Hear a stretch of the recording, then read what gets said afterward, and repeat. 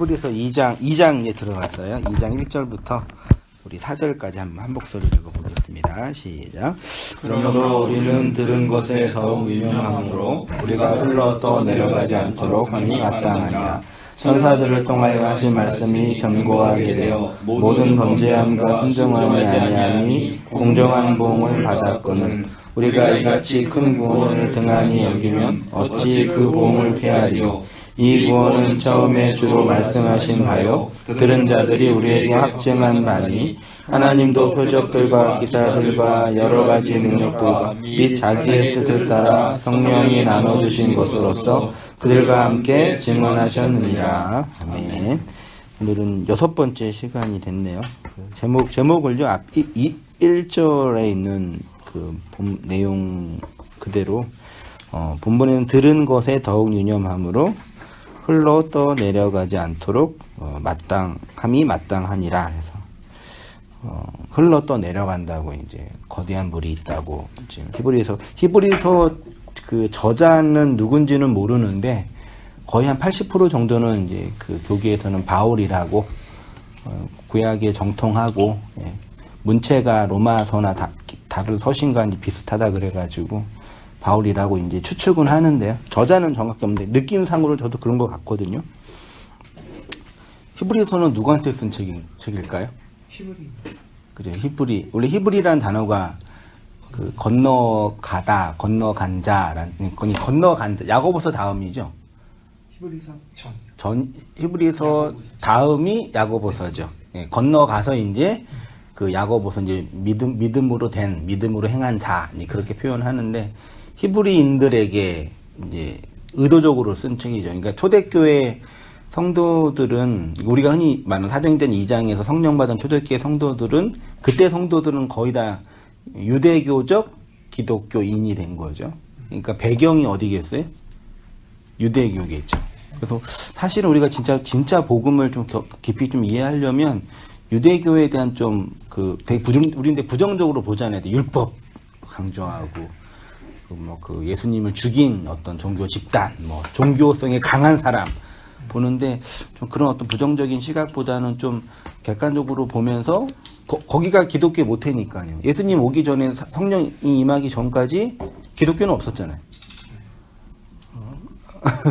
아브라함이 기독교인인가요? 아브라함이 기독교인인가요? 우리 로마서 4장에서 아브라함 얘기하니까 우리 입장에서 기독교인 보는데 사실 아브라함은 우리 입장에서 해석인 거지. 그렇죠. 기독론 입장 해석인 거지. 아브라함 자체로 본다면은 그 개념은 아닌 거죠. 그만큼 우리가 되게 편견을 가지고 역사와 성경을 보고 있는 것 같아요. 아무튼 이제 그렇게 히브리 유대인들에게 그러니까 기독교인이 된 유대인들에게 썼다는 얘기는 서신서를 썼다는 얘기는 어떤 문제점이 있었긴 썼을 거 아니에요? 그러면 히브리인들에게 그러니까 기독교인이 된 히브리인들에게 문제점은 결국 뭐겠어요? 느낌상 배경이 유대교잖아요. 이게 기독교인이 됐어요. 그러면 혼란스러운 거겠어요. 그렇죠. 예. 나는 유대교도였는데 예수가 와가지고 유대교는 다 이제 무너뜨린 것처럼 보였고, 그러니 바울도 유대인이었는데. 히브리라는 게 유대인의 다른 은어예요? 아니지. 유대는 유다 지파에서 나오는 거고, 네. 히브리는 그 건너간 자들, 건너간 자들이라는 히브리라는 동사에서 온 거죠. 개종한 사람, 기독교 믿는 사람들만 따로 이렇게 히브리라고 얘기한 거예요? 아니에요. 그 히브리는 그냥 기독교 전부터 유대인들의 어떤 그 내적 혈통이죠. 우리가 당분의 자손 이잖아요. 12지파에 히브리파가 있었나요? 없었죠. 그런데 어떻게 그러니까 히브리라는 거는 그냥 건너간 자, 그러니까 어디죠? 저기 출애굽기에서 건너갔잖아요. 네. 그렇게 해서 이제 구원을 경험해서 건너온 자라고 명칭한 거고, 통칭한 거고. 그러면 어쨌든 이슬람 민족들을 다 이렇게 출애굽해서 건너온 이슬람 민족들을 다 우리가 히브리. 그렇죠. 예. 히브리인들이라고 표현하는 거죠. 예.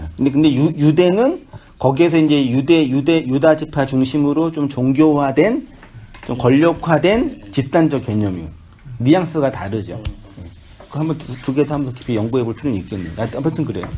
그래서 이제 그러니까 유대교도 그러니까 유대인들에게 준 책이 아니라 히브리인들에게 썼다는 게 되게 의미가 좀 다르죠. 또 유대랑 또 다른 개념이니까요.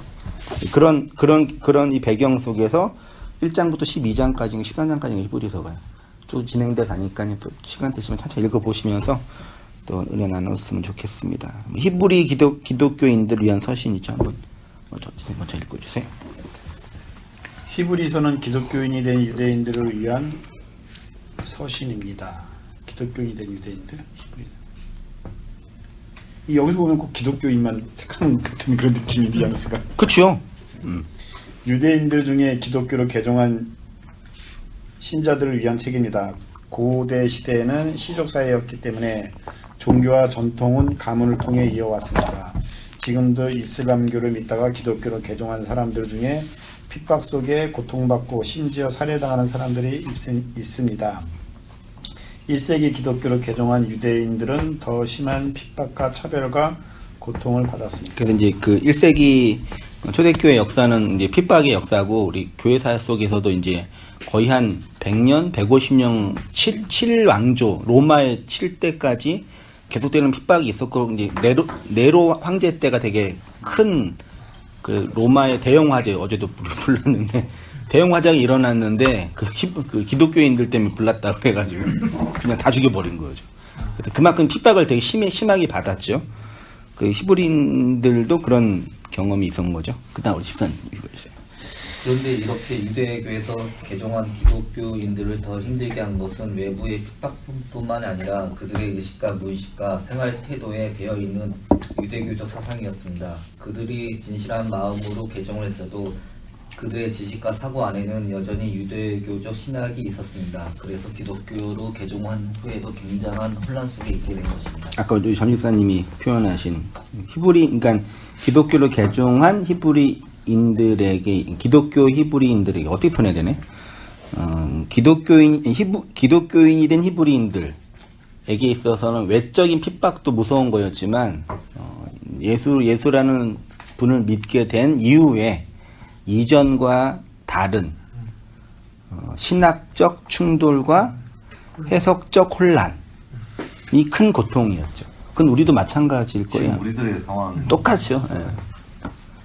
진리를 듣고 자유하게 됐다고 하면서도 여전히 우리 안에 있는 그 비진리의 요소나 고통의 요소나 행위의 문제들이 내재돼 있고, 그게 옳고 그름의 문제가 아니라 그런 문제, 아무튼 그런 혼란이 여전히 우리 안에 있죠. 그래서 우리가 어떤 의미에서는 지속적으로 말씀 공부하고 또 이제 나누고 또 어떤 원리를 세워가는 그런 공동체성이 필연적으로 따르게 되는 거죠. 그래서 저도 이제 말씀 공부하면서 비슷하구나. 근데 김 목사님은 이 새벽 설교거든요. 설교 한번 들어보셨어요, 이걸? 네.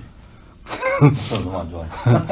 소리가 안 좋은 건 상관이 없는데, 이게 저는 그러니까 설교자니까 설교자의 마음이 대충 아니까 많이 내 느낌으로는 이 설교할 때가 사상의 변화는 사회 문화적인 개종이 아니라 내면과 지식과 사상의 변화가 있어야 합니다. 당시에 기독교로 개종한 유대인들도 마찬가지였습니다. 수천 년 동안 유대교 안에 젖어있던 사람들이 예수를 믿었다고 그들의 이전 신학과 사상이 완전히 변하지는 않았기 때문입니다. 하나님의 은혜를 초월적인 능력인 것은 분명하지만 우리는 이 역사 안에서 시간과 공간의 흐름 안에서 믿고 있기 때문입니다. 그래서 믿음은 단번에 믿어서 완료되는 것이 아니라 믿는 과정과 내용이 반복 확장되어 가는 것입니다. 그래서 믿음이라는 하나님의 초월적인 것이면서도 인간의 내재적인 것입니다. 전자는 하나님이 주시는 것이고 후자는 우리가 지속적으로 배워가는 것입니다. 그래서 우리 어쨌든 이제 저도 이렇게 이 복음주의 계열 속에 있다가 이렇게 신학까지 하고 이제 목사까지 돼서 이제 리더까지 됐는데, 저도 그런 내적인 혼란은 없는 건 아니에요. 여전히 있고, 그게 이제 긍정적으로는 신학적인 어떤 도약이 되죠. 또 여전히 있죠. 근데 성도님들 마찬가지일 거고, 또 우리 출석하시는 성도님 그런 어떤 고민 속에서 또 찾으시는 거고. 그러니까 이게 그 인터넷상에서 보면은요, 온땅교회를 찾는 분이 꽤 있어요. 하루에 한 두세 개는 꼭 있어요. 그 한세희 목사 설교 치는 분도 계시고, 그런 고민이 있는 거죠. 우리 집사님은 이런 어떤 이 어간이라고 그럴까요? 이 복음주의 기존 교회, 우리는 기존교회라고 표현해서 이제 온땅교회로 이제 오는 어떤 과정에 어떤 물리적인 이동뿐만 아니라 신학적인 어떤 변화도 있고, 또 변화된 것도 있고, 또 여전히 이제 진행도 있고, 또 아직까지 이제 그 해결되지 않는 고민도 있고. 혹시 집사님 있는 것 중에 하나가 있으시다면 혹시? 저 이거 배워가면서요, 이제 그 구원 예정론 있잖아요. 예. 여기서 이제 좀 궁금한 게 있었어요. 구원 예정. 예. 근데 사실 뭐 목사님 설교하는 것도 그렇고 김원석 목사님도 지금 배워가고 있잖아요. 근데 이제 뭐 공격하는 건 아닌데 그 말씀 비유 중에 그 어떤 목사님이 한 설교를 들으면서 내가 뭐 예정론에 대한 어떤 그 좀 이렇게 부정적인 얘기를 하더라고요. 근데 그 중에 이제 하나가 성경에 있는 가지고 얘기한 것 중에서 제가 지금 기억나는 게 그 예수님 비유가 마태복음 거기 13장에 있잖아요. 거기서 이제 그 주인이 그러니까 종이 와서 주인한테 이렇게 알곡을 뿌렸는데 거기서 이제 가라지가 나왔다 이런 얘기를 할 때 그 주인이 이제 예수님이잖아요. 우리 이 믿었던 신학의 핵심은 선민주의에 기초한 민족 메시아 사상입니다. 하나님께서 정치적으로 강력한 메시아를 보내서 그를 통한 지상 왕국을 세울 것이라는 것이 그들의 신학이고 신념이었습니다. 그런데 이 민족 메시아상을 누가 부셨습니까? 예수가 오셔서 잠깐 그들이 기대했던 그런 하나님의 나라를 세울 것 같았는데 실상은 정반대의 일을 하니까 십자가에 서야 하는 것입니다. 유대교도들에게 십자가는 그러한 자신들만의 선민신학, 메시아 신학을 박살내는 사건입니다. 그것을 우리는 하나님의 은혜라고 하는 것입니다. 십자가가 하는 일이 무엇이냐면 이러한 인간의 가능성과 자존심을 무너뜨리는 일을 합니다. 예, 그래서 핵심은 그거예요. 예. 우리가 신학적으로 여러 가지 토론하고 각자의 입장과 해석 차이는 있지만 결론은 하나님의 주권과 은혜로 그 십자가가 인간의 모든 의를 그리고 그 속에서 하나님의 악으로 드러나신 부분도 있죠. 장로님 읽어주세요. 예수를 믿는 유대인들에게 신학적인 문제는 예수를 믿는 것과 율법의 수많은 행위가 어떻게 되는가입니다. 이제 예수를 믿으니 구약 수많은 계명들은 어떻게 하는가? 라는 것이 그들의 고민이었습니다. 예루살렘 총회가 열린 이유도 이 때문입니다. 사도행전 15장이 소위 말해 이제 공적인 공회의 첫 번째 모임이에요. 그러니까 베드로 중심으로 이제 리더들이 모여서 토론한 게 뭐냐면 우리가 성령을 받았는데 그리스도를 받았는데 우리는 유대인인데 구약에 있는 모세의 법은 어떻게 하냐? 왜냐하면 어떤 사람이 와가지고 니네 예수 믿지? 좋아. 근데 모세의 법도 지켜야 돼 그런 건가요, 갑자기? 그러니까 유대인들이니까 찔린 거지. 평생 동안 이렇게 교육받다가 예수님에 의해서 다 버렸는데 갑자기 와가지고 모세의 법 여전히 있잖아 우리는. 왜 안 지켜 이러는 거예요. 대표적인 할례거든요. 할례 왜 하네 이러는 거죠. 그러니까 그러면 예수 믿는 거랑 할례랑 무슨 상관이 있지? 해야 되나? 너 할례 했어 안 했어? 안 했는데 너 그럼 구원 없어 이렇게 해버리는 거예요. 극단적이어서. 그래서 이제 모여가지고 토론을 한 거예요. 우리 어떻게 하지? 무슨 관계가 있지? 결론 내린 게 28절이에요. 성령과 우리는 이 요긴한 것들 외에 아무 짐도 너희에게 지우지 아니하는 것이 옳은 줄 아노니. 자유하다. 29절 우상의 제물과 피와 목매어 죽인 제물의 피와 목매어 죽인 것과 음행은 멀리하자. 요 구원과는 상관은 없는데 우리 전통과 이 틀이 있는데 요거는 좀 우리가 지키도록 하자. 그렇게 이제 교회의 어떤 이 덕을 위해서 이렇게 협의를 한 거죠. 그래서 이제 교회 공교의 어떤 고백이 된 거죠. 그래서 신앙 고백과 공동체의 고백은 아주 이제 되게 중요한 원리예요. 우리가 명목적으로는 그냥 사도신경 고백하고 있지만 그 고백보다 더 중요한 게 말씀을 나누는 그 예배와 예전의 현장에서의 고백인 거죠. 물론 설교자는 말하는 위치에서 고백하고 성도들은 듣는 위치에서 고백하지만 그 고백하는 거 함께 고백하는 거 사실은 공동체성이죠. 그다음 초대교회 공동체 우리 양 집사님 읽어주세요. 모세의 법대로요. 모세의 법대로 초대교회 공동체 유대교적 색깔이 강한 자들이 모세의 법대로 할례를 받아야 구원을 받을 수 있다는 유대교적 구원관을 그대로 가지고 있는 사람들이 있었습니다. 초대교회 성도들의 다수는 유대교적 배경 속에 있었기 때문에 모세의 법의 규정은 그들에게 여전히 신적인 영향력이 있는 교리였을 것입니다. 예, 구원론이 어느 정도 완성된 1세기 이후 기독교는 전통적으로 예수 그리스도의 의로만 구원받는다는 것이 정통도 받아들여져. 이거는 카톨릭도 인정하는 교리죠. 카톨릭이 예수의 의로 구원 못 받아요, 그래요? 그건 아니지만 마리아를 좀 아니, 몰라서 그런 거예요. 그분들은요, 예수의 의를 부정하는 게 아니에요. 예수의 의도 있는데, 마리아도 있다. 성인도 있다. 예수의 의가 좀 어려워. 그러니까 좀 쉬운 거. 아빠한테 말 못할 거 엄마한테 하잖아. 그러니까 좀 마리아한테 부탁을 하든지, 아니면, 그것 따지면 우리처럼 인간이었지만 거룩한 사람 된 성인들 있잖아. 그것도 어려우면 좀 촛불에다 켜놓고. 이렇게 만든 거예요. 그러니까 되게 탁월한 종교 원리예요. 그러니까 그게 가톨릭은 어떤 거대한 어떤 세력이 그 의도적으로 만든 게 아니라 그 인간의 본성이 반영된 거예요. 지난주 이 피라미드 구조는 그냥 우리의 본성인 것처럼 가톨릭의 그 교리는 그냥 인간의 본성이 나와서 인간의 본성이 원하는 것들 만들어 놓은 거예요. 그래서 토마스 아퀴나스가 카톨릭의, 그러니까 토마스 아퀴나스는 개신교나 가톨릭의 둘 다 원전이에요. 이 한 사람은요. 같이 공부해야 할 분이거든요. 워낙 방대해서. 그러니까 가톨릭은 예수의 의를 부정한 게 아니에요. 근데 우리 입장에서는 그게 예수의 의를 부정한 거라 비난하는데 그분들 입장에서는 우리 부정 안 했어. 그건 요즘에 이제 WCC라고 해서 종교 혼합주의라고도 하죠. 예수의 의가 중요한 거 아는데 그것만 내가 되겠냐. 이것도 인정하자.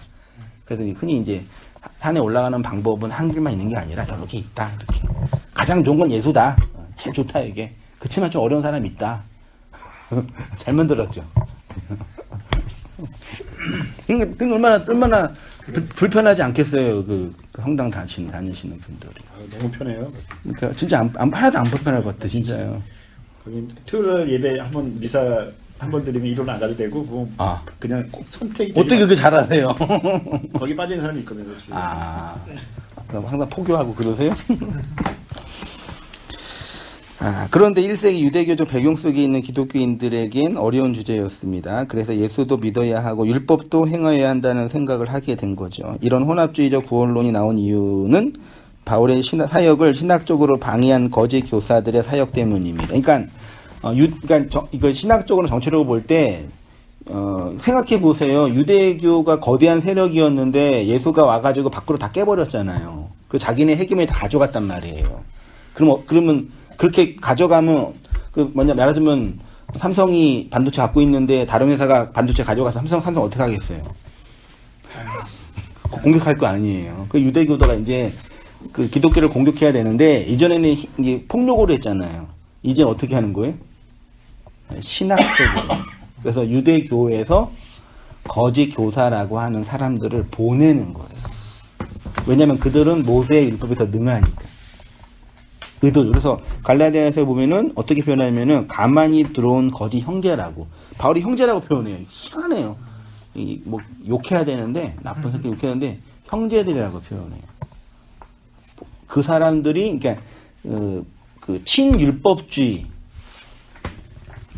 이게 가는 거죠. 그러니까 교회 역사를 보면은요, 이렇게 딱 말씀이 딱 떨어지잖아요. 그러면 가장 보수적인 율법주의파가 생기고 가장 진보적인 자유주의파가 생겨요.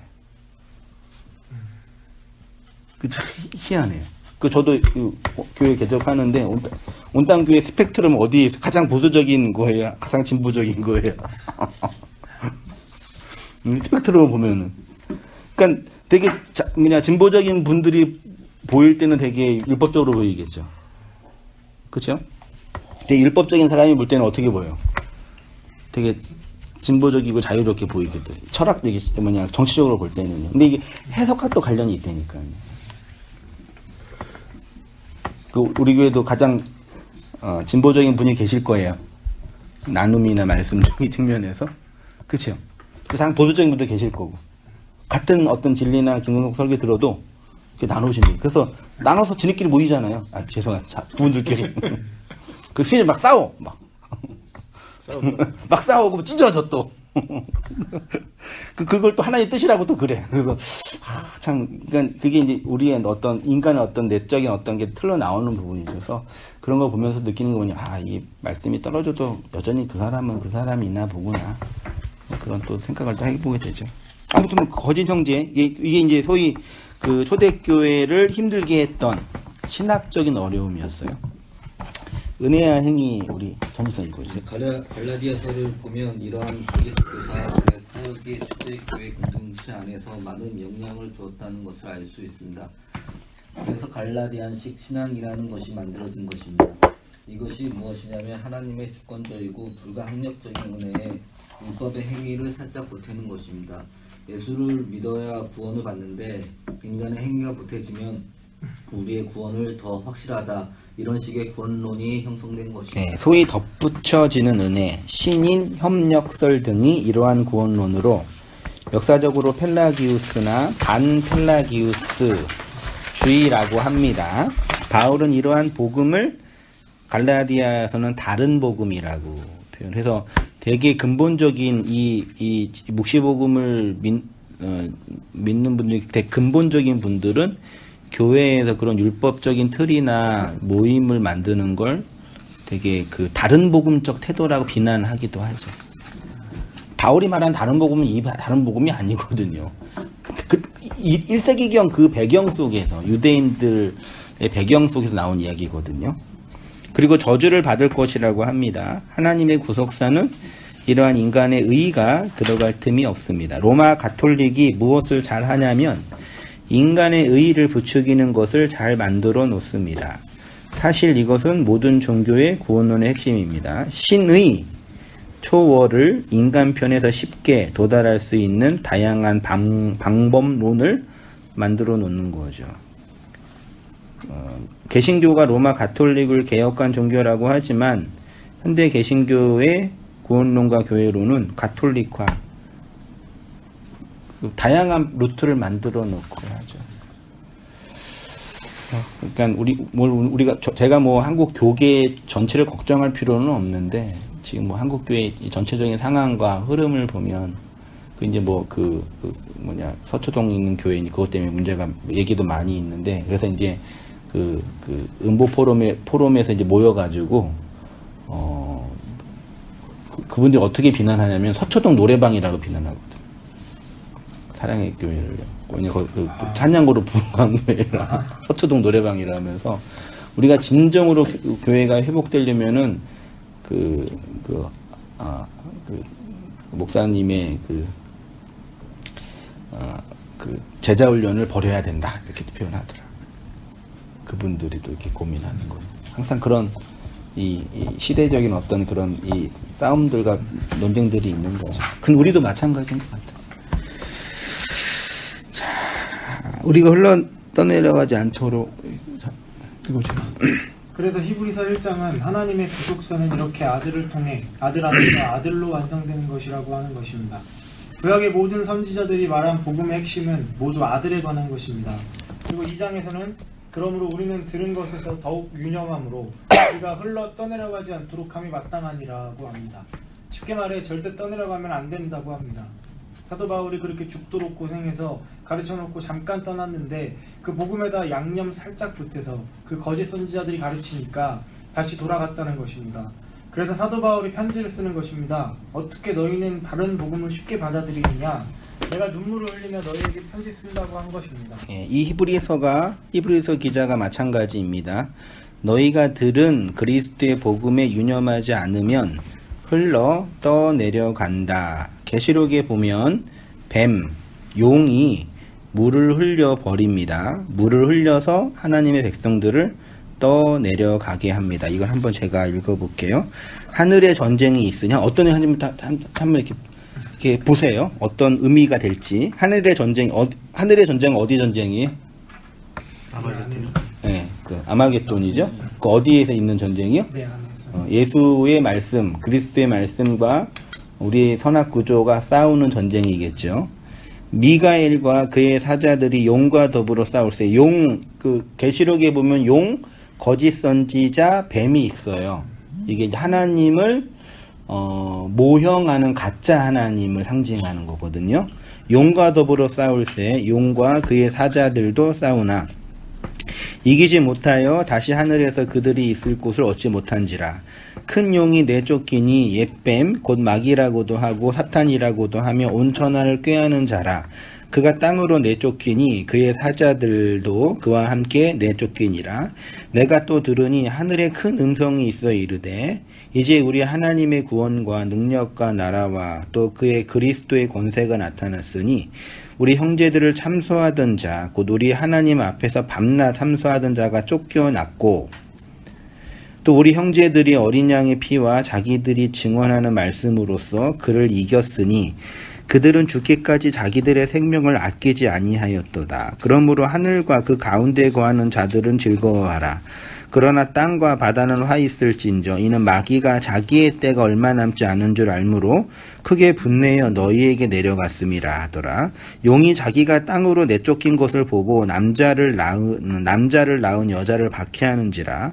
그 여자가 큰 독수리의 두 날개를 받아 광야 자기 곳으로 날아가 거기서 그 뱀의 낯을 피하여 한 때와 두 때와 반 때를 양육받음에 여자의 뒤에서 뱀이 그 입으로 물을 강같이 토하여 여자를 물에 떠내려가게 하려 하되 그 땅이 여자를 도와 그 입을 벌려 용의 입에서 토한 강물을 삼키니 용이 여자에게 분노하여 돌아가서 그 여자의 남은 자손 곧 하나님의 계명을 지키며 예수의 증거를 가진 자들과 더불어 싸우려고 바다 위에 서 있더라.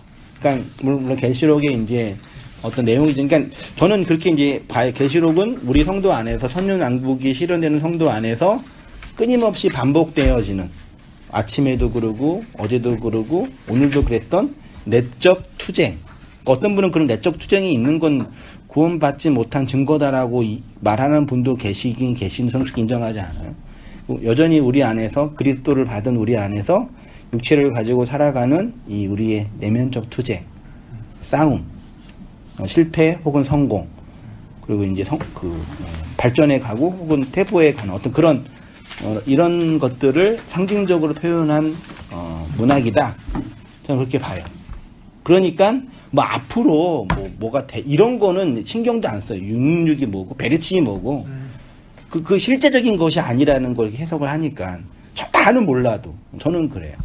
근데 이제 15절을 보면은 여자의 뒤에서 뱀이라고 되어 있죠. 뱀이 뭘 내밀어요? 물을 보내서 여자를 흘러 떠내려가게 해요. 4페이지로 가겠습니다. 15절에 이 물이 무엇이냐면 그 저주의 홍수처럼 사람들을 멸망시킬 가짜 복음입니다. 그것이 용의 입에서 나옵니다. 용의 입에서 나오는 것이 무엇이냐면 인간의 의의를 세워주고 자존심을 챙겨주고 자존심을 부추기는 것인데 요게 바벨론이고 그래서 계시록은 이 바벨론과 하나님의 나라가 싸우는 것으로 나타납니다. 다 우리 안에서 일어나는 아마겟돈 전쟁이죠. 하나님의 나라는 하나님의 은혜로만 세워지는 나라이고 바벨론은 인간의 의를 세우는 나라입니다. 그런데 용이 입에서 물을 뿜어 성도들을 물에 빠뜨려 죽이려고 합니다. 이것이 다른 복음입니다. 다른 복음은 다른 종교나 인문학에서 가르치는 내용이 아니라 하나님의 말씀으로 여전히 발가 벗겨지지 않는 우리의 감추어진 의를 부추기는 왜곡된 말씀입니다. 그러니까 뭐 저도 말씀을 듣는 수동적인 위치에 있죠. 물론 일적으로 말씀을 전하는 교사고 목사고 설교자지만 기본적인 전제는 그거죠. 근데 언제 은혜가 되겠어요? 전하는 건 이제 어떤 공적인 거고 말씀을 듣는 성도란 말 듣는 수동적인 입장에서 어떤 게 은혜가 되겠어요? 이 관련돼서 본다면 내 안에 끊임없이 뱀과 용과 거짓 선지자가 바벨론의 내 왕국을 세우도록 부추기잖아요. 그렇죠? 어떤 방식으로든요. 욕망 뭐 어떤 인간적 욕망 이런 차원이 아니라요. 근데 바깥에서 들리는 말씀이 그거를 공격하고 들어온단 말이죠. 그때 소위 말해 내가 깨진다. 은혜가 된다 그러잖아요. 우리가 본능적으로 아는 거예요. 이 거듭난 본성이 어떤 게 소위 말해 은혜가 되는지를 알고 있는 거예요. 그런 나를 공격하러 오시는 하나님의 말씀으로 내가 살구나. 저도 가끔 이렇게 유튜브나 이런 거 보면은 정말 말도 안 되는 그 설교를 들으면서 막 이단적인 거 진짜 그런 집단에서 이렇게 몸 바치고 돈 바치는 분들 그렇게 설교하는 그런 목사나 그런 설교자도 신기하지만 그걸 듣는 사람이 있는 게 되게 신기했거든요. 근데 그걸 보면서 제가 느낀 게 뭐였냐면 저도 그렇지만 사람은 다 그런 자기 안에 그런 이 내적인 이 갈망과 욕망을 이렇게 충족해줄 아니면 이렇게 인도해줄 아니면 채워줄 아니면 가르쳐줄 어떤 대상을 찾아다니고 있는 거죠. 다. 그래서 제일 불쌍해요 인간이 사실은. 뭐 돈을 벌든 뭐 이런 문제가 아니라 존재적으로 볼 때는요. 그래서 제가 농담으로 강아지랑 고양이가 제일 부럽다고 한 얘기가 걔네들은 그런 게 없으니까 인간에게만 있는 인간성에 가장 가치 있는 것이면서도 가장 고통스러운 거예요. 그 찾아다녀요. 오늘날 이 종교의 영역뿐만 아니라 자본이나 과학이나 스포츠는 내가 볼 때 종교예요. 사실은 이거는 거의 이건 난 종교잖아요. 사실은 또 다른 의미의 종교예요. 이 전통 종교와 다른 차원의 종교라니까요. 결국 인간의 욕망과 내면을 이렇게 채워주고 자극하고 끌어갈 어떤 그 만들어준 어떤 힘이라니까요. 그런 세상에 우리가 살고 있는 게 얼마나 이게 아마겟돈 전쟁이지 완전히 662 베르칩이고. 근데 이제 하나님의 말씀은 진리는 그런 나의 이 왕권, 바벨론 왕국을 세우는 그런 나를 공격하고 들어올 때 은혜가 되는 거죠. 그래서 저도 이제 성도님들이 이렇게 해서 다 알고 있는 얘기죠. 그렇죠. 그것도 은혜죠. 예. 딴 얘기 안 하니까. 근데 그걸로는 안 되더라고요. 우리 각자 인생과 삶 속에서 제가 그러니까요. 이렇게 말씀으로 이렇게 보게 하는 어떤 내용이 그런 부분이 있는 거죠. 그래서 제가 그 표현을 하나님의 말씀으로 발가 벗겨지지 않는 우리의 감추어진 의. 감추어져 있어요. 가라지. 감춰져 있다니까요. 근데 빛이 들어오면은 바짝바짝 보이죠. 우리 이제 요 내용이 바로 지금 요 단락이 이게 이제 우리에게도 주시는 이제 말씀이지만 분명하게. 근데 이제 우리는 어찌됐건 여기서 이제 다른 복음이 아닌 이제 그러면 진짜 복음을 우린 이제 들어가지고 이거를 자신에게 비춰볼 수도 있고 또 주변에게 이제 비춰볼 수도 이제 있는 거잖아요. 네. 그러면 쉽게 이제 이렇게 나한테는 당연히 이제 이거를 적용하면서 내가 이제 주신 어떤 그 능력 범위 내에서 나에 대해서 이제 볼 수 있는 거고 동시에 주변에 이제 그 기존 이제 우리가 머물렀던 그동안에 머물렀던 그 기회 안에서 사실은 보면 분명하게 지금 우리 기준으로 본 다른 복음이 이제 선포되고 있고 그 다른 복음을 추종하는 그 많은 무리들이 지금 이제 있잖아요. 하나님이 우리에게 어떤 모습으로 나타나시냐면은 아버지신데 아버지가 하는 모습이 징계라고 표현하거든요. 누구 읽으시죠? 하나님은 우리에게 아버지로 오십니다. 구약 성경에서 아버지와 아들의 관계에서 나타나는 것이 바로 징계입니다. 잠언에 보면 자식에게 매를 들지 아니하면 미워하는 자라고 합니다. 이것은 히브리서도 마찬가지입니다. 그래서 이제 그 히브리서에도 징계라는 단어가 되게 많이 나오거든요. 징계 뉘앙스 별로 안 좋으시죠? 패고 때리고 이런 거죠. 요게 단어가 뭐냐, 파이데이아거든요.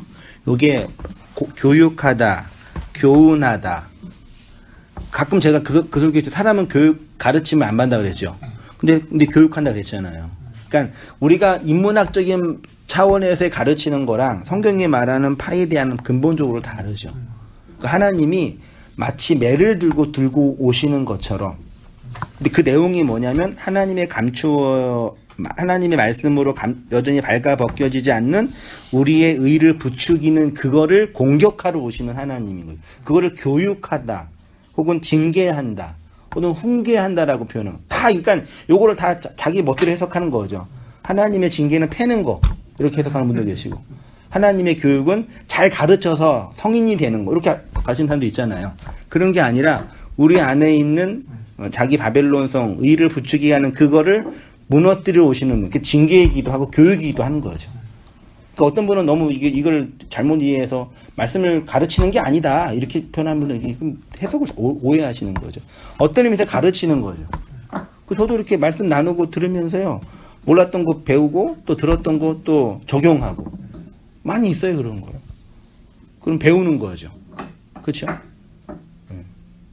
그렇지만 인간은 뭐 배우지 않는다면서. 그런 의미에서 배우는 거죠. 그런 의미에서 징계다. 하나님은 그러니까 아버지가 하는 일이 그거다. 하나님 우리 아버지다라는 그 일을 하신다라는 얘기죠. 그래서 징계를 받는 거죠. 예. 내 백성아 거기서 나랑 찬송 읽어주세요.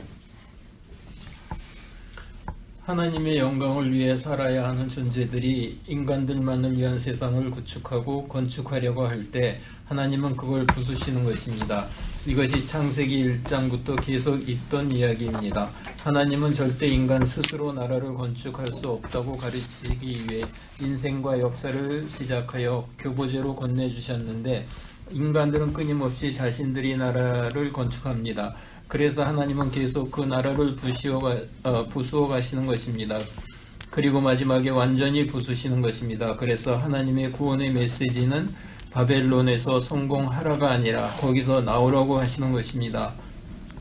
네, 바벨론은 객관적으로 이 세상이라면서 이면서도 주관적으로 우리 자신인 거죠. 그렇죠? 우리 나갈 데가 어디 있어요? 나가면 우주인데 이 구조죠. 복음이 올바로 전해지고 담겨진 공동체와 개인에게는 항상 전쟁이 있습니다. 이것이 진짜 영적 전쟁입니다. 그래서 교회 공동체나 리더들은 이런 영적 전쟁에 대해서 뭐 우위를 점한다 그래야 될까요?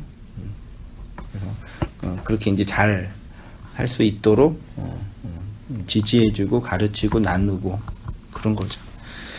인간의 의를 공격하시는 하나님의 말씀이 항상 있기 때문입니다. 성도는 이러한 진리 전쟁, 영적 전쟁에서 하나님의 정복이 이루어져 하나님의 나라로서 그의 식민지가 되는 것이고 전리품들이 되는 것입니다. 말씀 여기까지 하고요. 잠깐 나눔이나 정리하신 거나 느끼신 거나 있으시면 한번 정현이 먼저 해주실까요, 여러분요?